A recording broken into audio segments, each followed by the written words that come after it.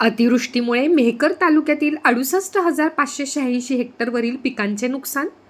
नदीकाठावरील जमीन खरडून गेल्याने शेतात पडल्या मोठमोठ्या नाल्या. गेल्या 3 ते 4 दिवसांपूर्वी बुलढाणा जिल्ह्याच्या मेहकर चिखली तालुक्यामध्ये मोठ्या प्रमाणात अतिवृष्टी झाली. नदी नाल्याचे पुराचे पाणी शेतात गेल्याने अक्षरशः शेतीत मोठमोठे नाले पडले आहेत. त्यामुळे पुढील बरीच वर्ष या शेतात कुठलंही उत्पन्न घेता येणार नसल्याने शेतकरी मोठ्या आर्थिक संकटात सापडला आहे. मेहकर तालुक्याच्या मादनी येथील नितीन अग्रवाल यांच्या शेतीचं मोठं नुकसान झालंय.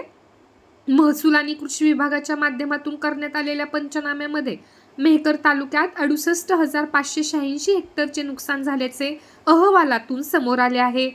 यासाठी 62 कोटी रुपयांचे नुकसान भरपाई लागणार असल्याने तात्काळ शेतकऱ्यांना ही नुकसान भरपाई देण्यात यावी अशी मागणी शेतकऱ्यांकडून केली जात आहे.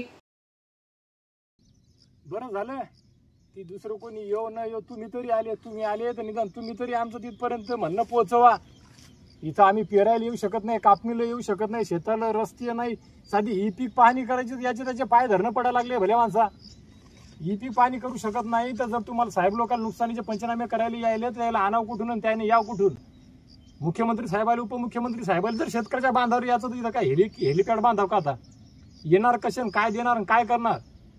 शेताले रस्ते नाही, मालाले भाव नाही. भाव तो सोडा, 2-4 वर्ष झाले ते सोयाबीन फरकाच्या भावच्या यादीत अजून नाव नाही. आणि काय भाव भेटाव? शेतरस्ते नाही. शेतरस्त्यासाठी दाद मागायला जावं तर तिकडे तारीख पे तारीख चालू आहे, 12 महिने झाले. इकडे यायले म्हणायला जावं तर हे म्हणतात योग्य वेळ. हीच योग्य वेळ आहे. आता आणखी कोणती वेळ योग्य? उद्या एखादं आत्महत्येचं पाऊल उचलल्याच्या नंतर भला मोठा चेक घेऊन येसाल. त्याच्यापेक्षा जिवंतपणे आत्ताच काय जो विचार करा, सोक्ष मोक्ष लावा.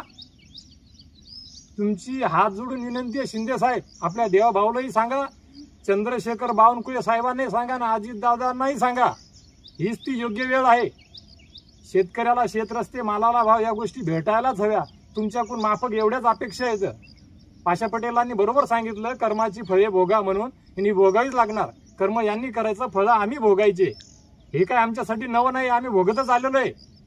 पण तुम्ही आम्हाला शब्द दिलेला आहे, त्याच्यामुळे आमची तुमच्याकडे फक्त माफक एवढीच अपेक्षा आहे की योग्य वेळ आलेली विचार करा.